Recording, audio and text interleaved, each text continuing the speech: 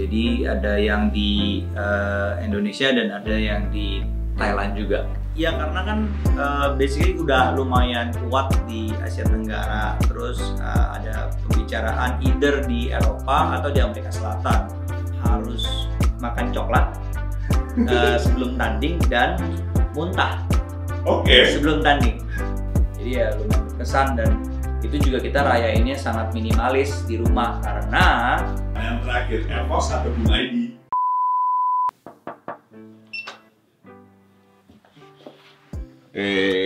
Halo Pak Andrian. Halo. Pak, ini panggilannya itu sebenarnya Andrian atau AP lebih banyak ya? AP sih. AP. Ya, Nah, ini jadi sebelum Mas AP RRQ. Jadi ini sebelum kita masuk ke program 5 dari Q Entertainment, boleh kenalin dikit nggak sih sebenarnya Mas AP tuh di sini tuh kerjanya ngapain sih, di bagian apa sih di RRQ? Jadi nama saya Andrian Paulin, biasa dipanggil AP. Kebetulan saya CEO dari tim RRQ, salah satu co-foundernya juga. Ya tugasnya ya ngurusin semuanya sih, basically hampir semuanya gitu loh. Di RRQ sendiri tuh ada berapa tim sih Pak? Di RRQ sendiri sekarang ada kurang lebih 6 ya, ada 6 tim. Jadi ada yang di Indonesia dan ada yang di Thailand juga. Oh, jadi udah multinasional ya hitungannya ya? Ya, jadi hitungannya memang udah multinasional, ada di beberapa negara gitu loh. Tahun lalu sih kita sempat ada perwakilan di Jepang untuk game Street Fighter dan juga Malaysia. Cuman karena sesuatu dan lain hal, akhirnya kita fokus di Indonesia sama Thailand dulu. Oke, nah ini apa sih 5 hal yang untuk orang awam yang belum tahu nih tentang RRQ, 5 hal apa sih yang menurut Mas Ape harus diketahui tentang RRQ? 5 hal, apa ya? Mungkin yang pertama, awal dibentuknya itu cuma hobi sebenarnya. Sebenarnya hobi dari saya dan Pak Riki. Terus yang kedua itu kita hampir akuisisi tim Mobile Legends-nya yang sekarang bisa dibilang EVOS gitu dulu.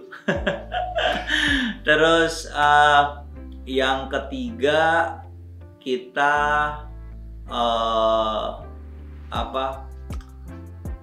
kita start dengan 4 orang. Sekarang udah I think lebih dari 80 orang yang ada di RRQ. Yang ke berapa tuh sekarang? 4. Yang keempat, awal gaji kali ya. Awal gaji player awal gaji player itu kalau nggak salah sekitar 1 juta per orang. Wow. Iya. Tapi sekarang enggak. Dulu banget player-playernya. Jadi berkembang lah ya. Terus yang kelima apa ya? Yang kelima itu menurut saya kita hampir ke Eropa. Ada satu titik kita hampir ke Eropa, ekspansinya gitu loh. Oke, ya. Apa tuh? Ada cerita apa tuh di balik itu? Ya karena kan basically udah lumayan kuat di Asia Tenggara. Terus ada pembicaraan either di Eropa atau di Amerika Selatan waktu itu untuk ekspansi. Tapi akhirnya ya karena kondisi dan lain-lain akhirnya nggak, di hold dulu. Tadi kan Mas Ape bilang ini semua berawal dari hobi. Emang dulu hobinya apa, ke warnet main game aja gitu? Kagak sih. Jadi 2013 kita lagi demen banget main Dota 2 dan nontonin The International gitu loh. Karena saya sendiri juga punya background manage team. Dulu I think pengalaman saya berapa ya? Mungkin 15 tahun yang lalu kali ya. Jadi memang udah biasa manage tim ya, tim profesional. Ya udah gitu loh, diajakin kita bikin tim lagi yuk di 2013 gitu. Saya bilang ya udah gitu loh, yuk gitu. Udah itu doang. Dan nggak pernah kepikiran sampai ada ada cabang lah, ada pemain-pemain dari luar lah, bisa juara dunia, kayak nggak pernah mikirin sih. Itu hobi aja. Oke, nah kalau hobinya selain main game dan ngurusin RRQ nih, hobi lainnya apa sih sekarang? Hobi yang lainnya paling kagak sih. Kalau hobi yang lain mungkin masih tetap ini ya, olahraga ya. Mungkin sama yang terakhir kuliner kali. Kuliner. Olahraga dan kuliner itu bersinergi banget ya, emang. Banget, balance ya. Itu udah kayak paket gitu loh. Pilih salah satu nggak bagus gitu. Nah, ini ngomongin tentang ini ngomongin tentang e-sportnya sendiri. Kalau menurut Mas Ape, RRQ e-sports professional players ini dengan atlet ini harusnya menurut Mas Ape ini harus disamain atau enggak sih? Apakah mereka bisa dibilang sebagai atlet? Ya, I think udah mulai ke arah sana ya mereka sebagai atlet, karena di luar sendiri kalau kita kiblatnya di luar, karena perkembangan e-sport di luar itu 5-6 tahun lebih duluan dibanding kita. Di Amerika sendiri mereka udah dapat visa atlet. Jadi saya pikir ya memang treatmentnya harus sama, karena di situ ada strategi, di situ mereka harus latihan, ada pelatih, ada analis dan lain-lainnya. Tahun lalu 2019 SEA Games di Filipina kita juga udah berhasil dapetin medali buat Indonesia. Jadi kalau nggak atlet rada bingung sih definisinya sebagai apa ya. Of course mereka atlet. Nah, jadi kan ini RRQ kan udah terkenal banget di Indonesia dengan udah menang banyak World Championship dan juga Championship di Asia Tenggara.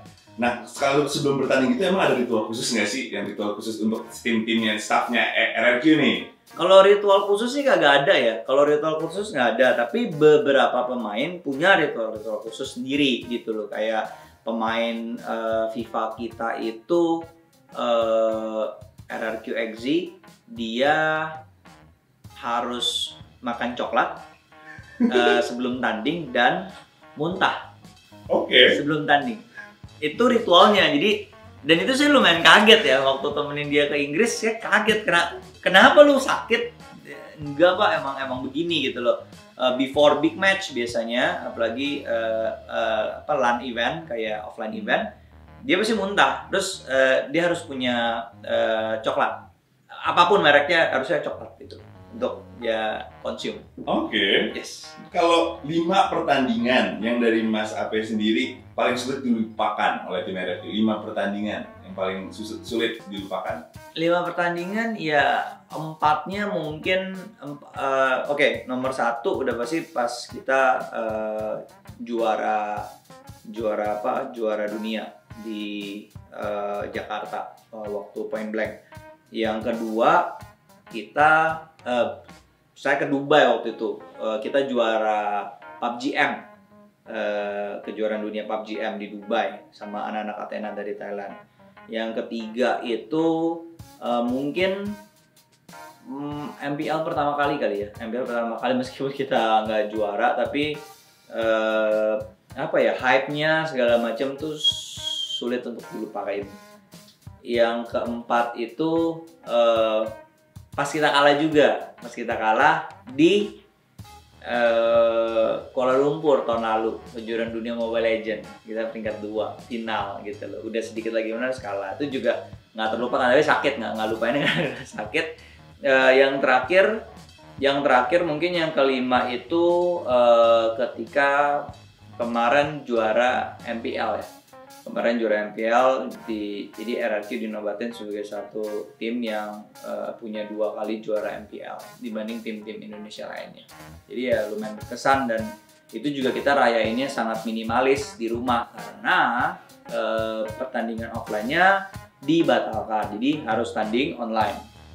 Jadi lumayan berkesan lah yang MPL. Oke. Tadi kan kita ngomongin tentang ritual-ritual khususnya sebelum pertandingan. Nah biasanya nih kalau udah banyak menang kayak gini, biasanya selebrasinya ngapain nih?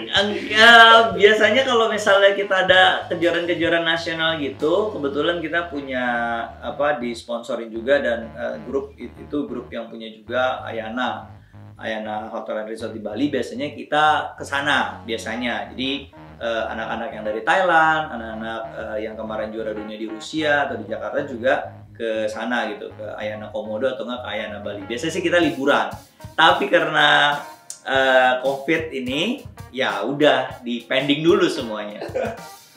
Oke, nah pertanyaan terakhir nih, kan RRQ kan biasanya punya banyak brand ambassador. Emang sebenarnya brand ambassador di tim gaming tuh ngapain sih?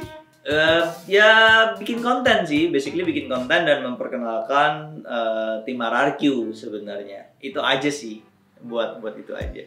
Oke. Nah, ini sekarang kita mau nanya tentang 5 quick question ya. Ini kita masuk ke segmen 5 quick question di mana kita bakal kasih 2 pilihan, harus langsung cepat pilih satu dari 2 pilihan itu. Oke, siap? Iya. Siap, Mas? Yes. Oke, yang pertama, Mobile Legends atau PUBG? Mobile Legend. RRQ Lemon atau RRQ LJ? Lemon.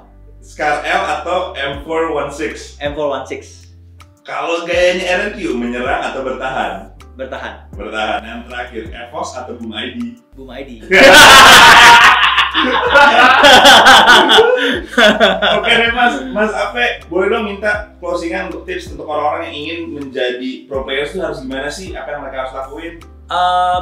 Yang mereka harus lakuin itu sebenarnya mengukur potensi diri sendiri sih. Jadi banyak banget terutama player-player amatir yang nge-DM saya, "Bang, saya mau masuk RRQ, gimana caranya?" Kayak saya jawabin itu awalnya sih puluhan, ratusan, kok lama-lama makin banyak. Sebenarnya sederhana seperti ini. Kalian jago dulu deh gitu loh. Kalau kalian jago, kan di enaknya e-sport itu punya ranking system, nggak kayak kalian jago main olahraga konvensional di mana harus dicari sama pemandu bakat. Di ranking itu, satu Indonesia bisa ngelihat kalian itu siapa dan bisa kontak kalian langsung. Jadi tips dari saya ngukur kemampuan diri. Kalau kalian memang pengen jadi professional player, kalian udah harus wajib ada di 50 pemain terbaik di Indonesia dalam hal urusan ranking. Bang, tapi kan bisa aja itu bukan sebuah patokan. Iya, tapi itu salah satu cara yang cepat biasanya. Dan itu juga berlaku sama region-region lain di North America, di China, di Korea, di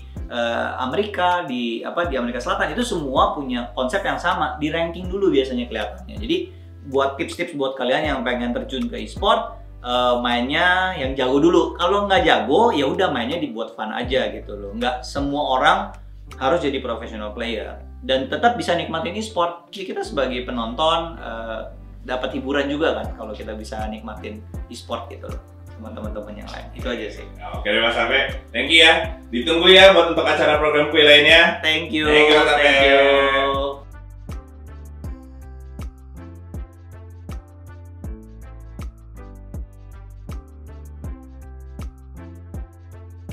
Guys, jangan lupa subscribe, like, comment, share. Gua kapan kebagian ngomongnya? Ya lu bagian yang mencetnya. Subscribe. Gitu dong gua kebagian ngomong.